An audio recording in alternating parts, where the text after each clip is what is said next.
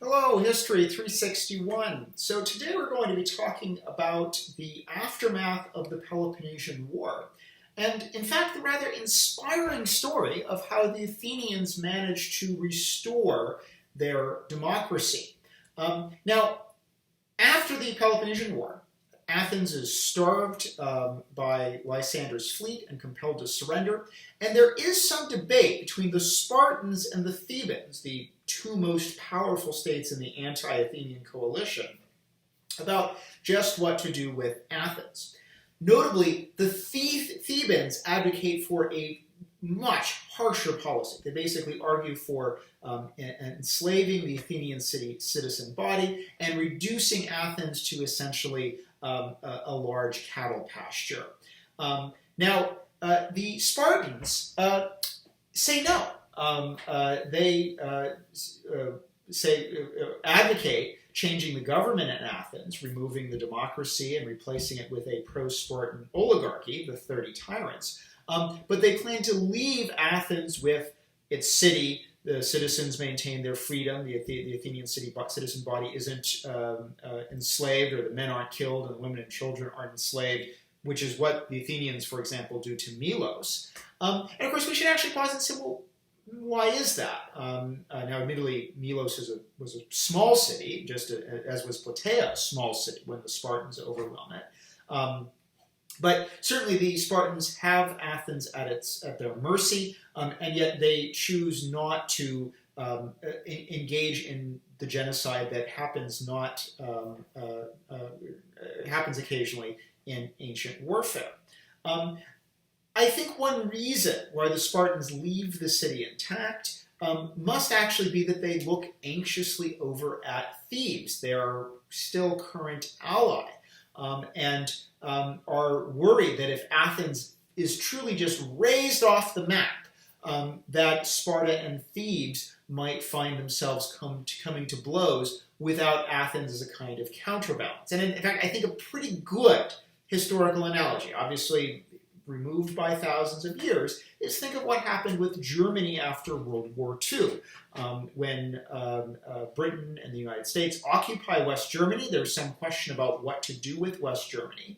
And in fact, a very, very harsh plan is produced by the U.S. Treasury Department, which was then led by Henry Morgenthau. And the so-called Morgenthau plan essentially said, forbid Germany from having any kind of heavy industry or complex economy, reduce it basically to a bunch of peasants, peasants and milk farmers. This is notably what the United States does not do.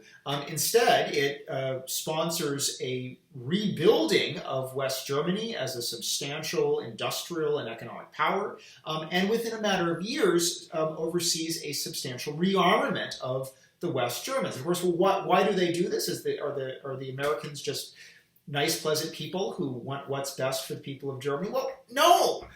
They're doing it because they become tremendously alarmed about the Soviet Union and see West Germany as a potential counterweight to rising Soviet power. And in some ways, I think what Sparta does with Athens is basically the same thing. They've conquered Athens. They have Athens at their mercy. But they look over at Thebes and realize that their current friends are quite likely future enemies, hint, hint, they are, and decided they would rather keep Athens intact, albeit with a changed government, as a counterweight to Thebes. This is quite likely what the Spartans are thinking, and this is why the end of the Peloponnesian War isn't the end of Athens. Now that said, the Spartans do impose a number of harsh policies, which we talked about last time. The Athenians lose their navy, they lose their long walls, and most critically, they lose their democracy. The Spartans find that there are a number of wealthy Athenian aristocrats who are more than happy to lead an oligarchy. And so Lysander imposes an oligarchy of 30 men, who are usually referred to as the 30 Tyrants. In some ways, we have echoes of the oligarchy that had briefly controlled Athens after the coup in 411. That said, this oligarchy is much, much more savage. Now, it is backed by a Spartan garrison on the Acropolis, But the 30 tyrants are more than willing to do their own killing.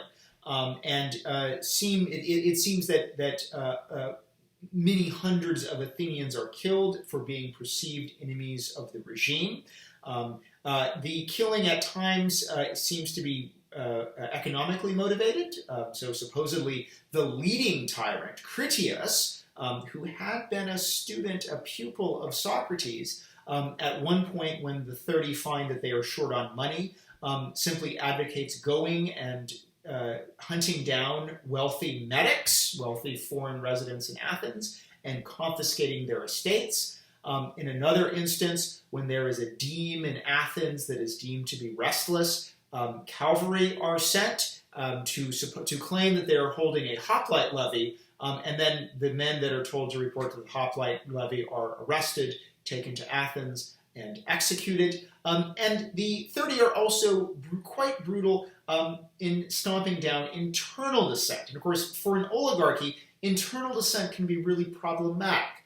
There's always a risk in an oligarchy that members who either find themselves marginalized or are unhappy with their position within the oligarchy will turn to the demos and essentially try to leverage the demos to improve their old standing. Indeed, when democracy gets restored in other Greek city-states that fluctuate between oligarchy and democracy, it's oftentimes kind of defecting oligarchs who are key figures. Think back actually to the importance of Cleisthenes, in some ways a defecting oligarch, in creating the whole Athenian democracy in the first place. Now, the defecting oligarch in the case of the 30 is a guy named Theramenes. He'd actually been a moderate figure in the first oligarchic government, and his moderation returns during the reign of the 30, in which case he expresses unease with the violent oppression that the 30 are freely dealing out. And the solution that Critias comes up with is to simply have Theramenes' name removed from the citizen rolls. Once he's no longer in the citizen rolls, well, I guess he doesn't seem to be a citizen. We can't find his name on the rolls. He can be executed without trial, and he's forced to drink hemlock, which incidentally seems to be the favorite oligarchic way of killing people.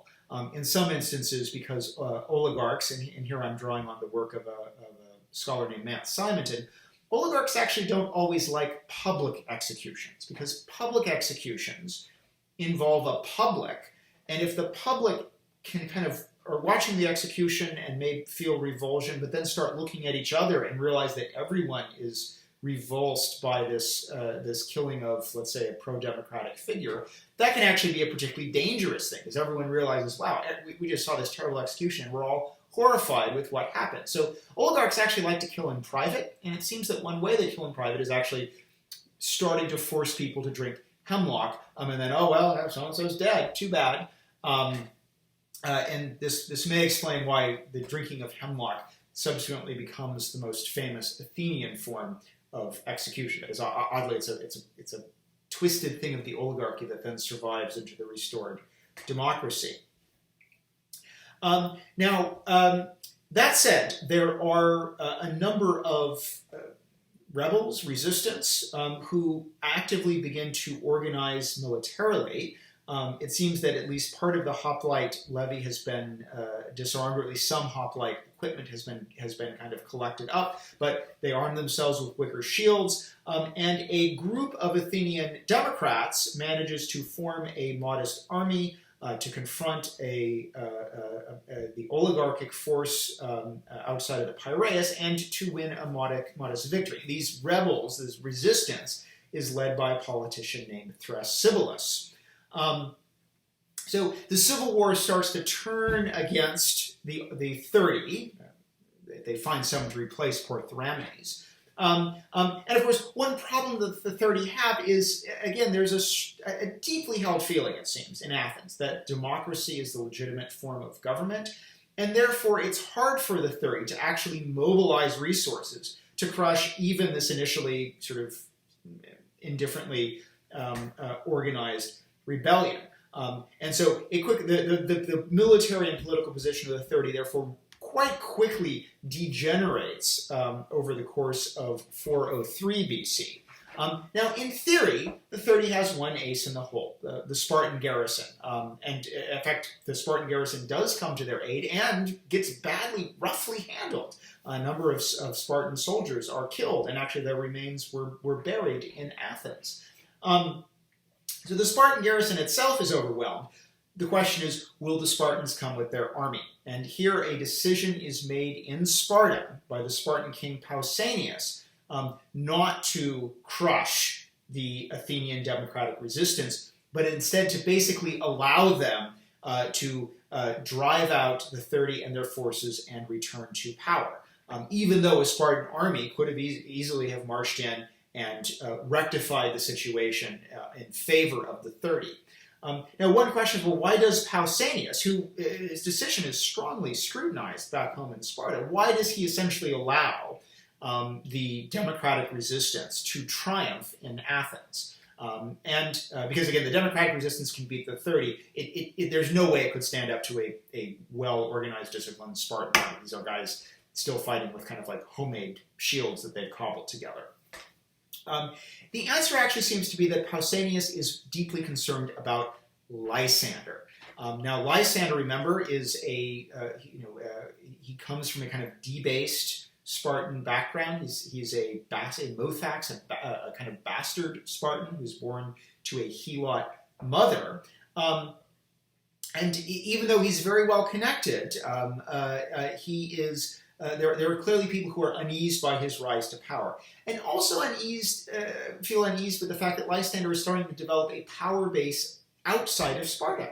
Because as Lysander has been going around capturing former members of the Delian League, one thing that he does is he deposes the democracy in these other Greek communities and replaces it with a decharchy, an oligarchy of just 10 men.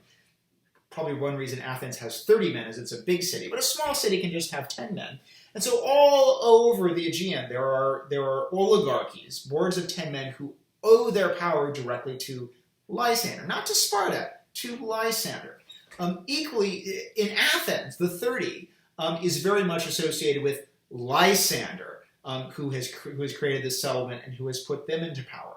And it seems that Pausanias, the actual king of Sparta, after a while just decides, you know what, this Lysander guy has simply gone too far. I would rather have the democracy return in Athens than to maintain this kind of situation that Lysander set up with this board of 30 guys who basically are kind of as loyal to Lysander as they are to the entire, to the Spartan kings or the Spartan state or any abstraction of this is Sparta.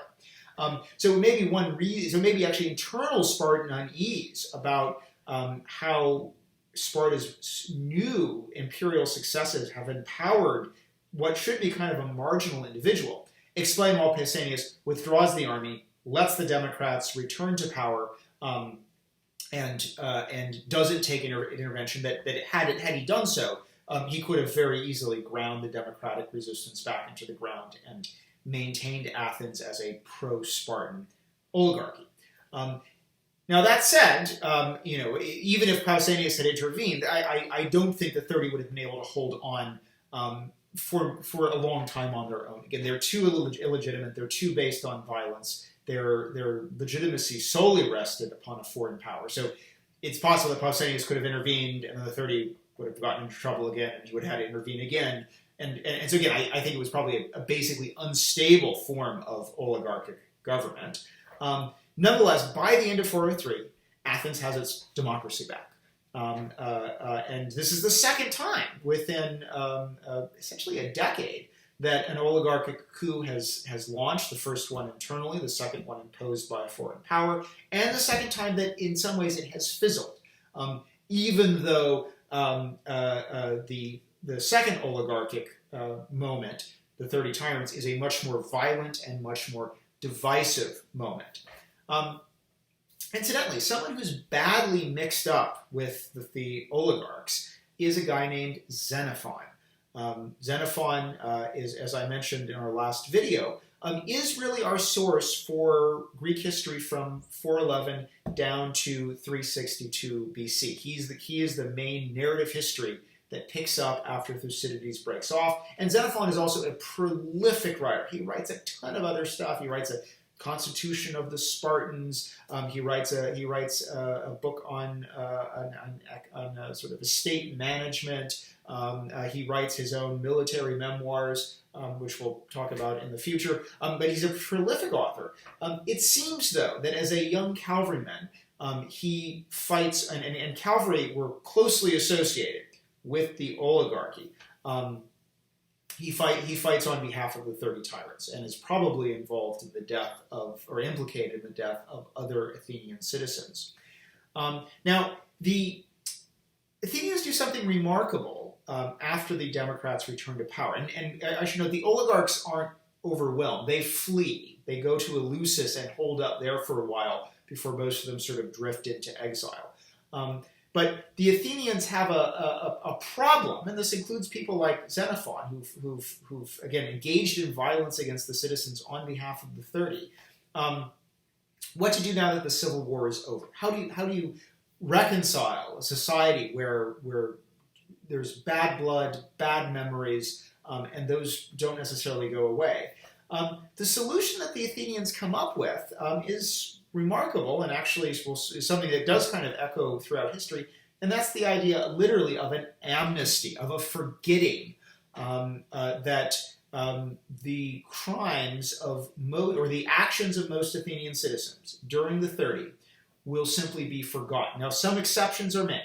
The main exception is for the 30 tyrants themselves. The Democrats say that if any of them come back, they can be prosecuted for what they did, although they can also defend themselves. Other people that are excluded are a handful of kind of immediate henchmen, including the 11 men in Athens who oversee execution. So if you were actually an executioner under the 30, you also had to account for your actions if someone prosecuted you, say, for the wrongful death of a relative. Now, again, you could defend yourself. You could say, yeah, I was an executioner, but, your relative was a highwayman, and we just treated him like a highwayman. But the fact that people, most of those guys just go into exile. So there are some people excluded from the amnesty, but most Athenian citizens, including people who as hoplites or cavalrymen would have fought on behalf of the 30, who were on the wrong side of that civil war, basically, if it's not forgotten, it's forgotten.